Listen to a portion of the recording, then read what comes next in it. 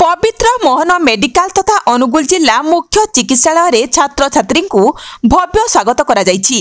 Medical college रे केबे हेबो पाठपढ़ा अंचलवासी मनरे संदेह रहितबा बेले बहु वाद विवाद मध्यरे तालचेर मेडिकल कॉलेज रे 100 छात्र छात्री जोग देबा सह जिला मुख्य चिकित्सालय रे भव्य स्वागत करा जिबा सह एक सम्मेलनी अनुष्ठित होई जायछि। मिलिथिबा सूचना अनुसार बहु प्रतीक्षार अंत घटाई तालचेर पवित्र मोहन प्रधान मेडिकल कॉलेज और हॉस्पिटल रे पाठपढ़ा आरंभ होईछि। नूतन भावे नाम लेखाइथिबा छात्र छात्री आज अनुगुल सहर रे थिबा पवित्र मोहन प्रधान मेडिकल कॉलेज और हॉस्पिटल को 3टी बस माध्यम रे परिदर्शन करे आसीथिले। तालचेर रे पाठ पढ़िबे एवं अनुगुल रे प्रैक्टिकल करिबे। चिकित्सालय परिसर रे पहुंचिबा परे बाजा बजाई फूल चंदन देई स्वागत करा जायथिला। इस स्वागत कार्यक्रम रे CDMO doctor Madan Mohan Pradhan, ADMO Dilip Kumar Patnaik, college dean तथा अध्यक्ष professor doctor Kirtirekha Mahapatra, medical superintendent professor doctor Tarangini Das, HOD doctor Chitrarekha Patra, doctor विजय बेहरा उपस्थित थिले। उक्त मेडिकल कॉलेज रे नाम लेखाइथिबा छात्र छात्री मध्य 15 जन राज्य बाहर आसीथिबा बेले 85 जन राज्यर विभिन्न जिल्लारू नाम लेखाइछंती।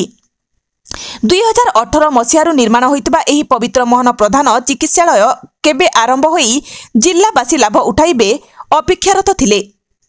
ताहा एबे पूर्णछेद पड़िथिबा बेले प्रथम करी पाठपढ़ा आरंभ हेबाकु जाउथिबारू समस्त छात्र छात्री, चिकित्सालय अधिकारी, रोगी और रोगीक अभिभावक मध्य उत्साह देखिबाकु मिलिथिला।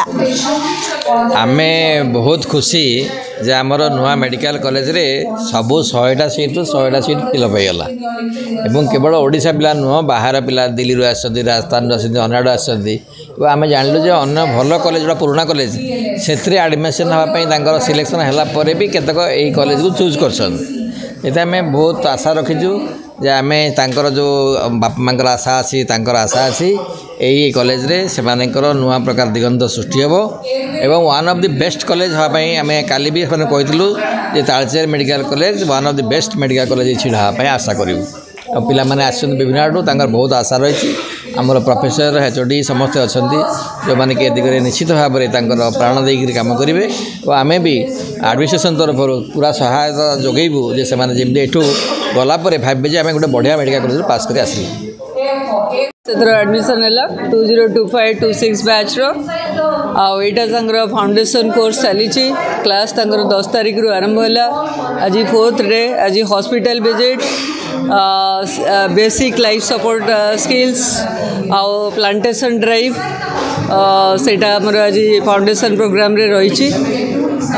पिला माने वर्षे पर ये आसवे आउ थे clinical studies for the time it just introduction to the hospital scenario.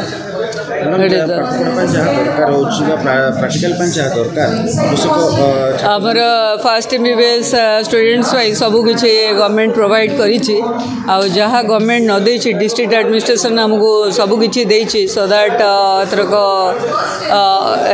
LOP पाई 100 स्टूडेंट्स एडमिशन होती बहुत भल फैकल्टीज फैसिलिटीज रही फॉर फर्स्ट एमबीबीएस से निश्चय भल करेंगे। गोटे गुड एनवायरनमेंट गुड ए रही for academic teaching, learning and for research purpose.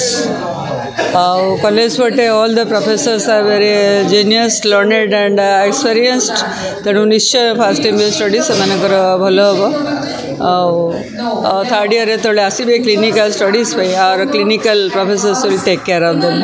और हॉस्पिटल्स भी भल फैसिलिटीज रही। It is like an corporate hospital, सबू किसी फैसिलिटीज इन वन प्लेस किछि हेई पारि किंतु आउ किछि हम government plus district administration promise करी छथि सेटा this will be one of the best hospitals of the Angul city and all over the Odisha side से आशा में रखिछु। Thanks to those who have helped us in building this college and this hospital. I am really indebted to the DM Collector sir and his district administration and his departments and to the different departments RNB, NBCC and MCL. We are all indebted to them for their contribution in building this hospital and college. Thank you.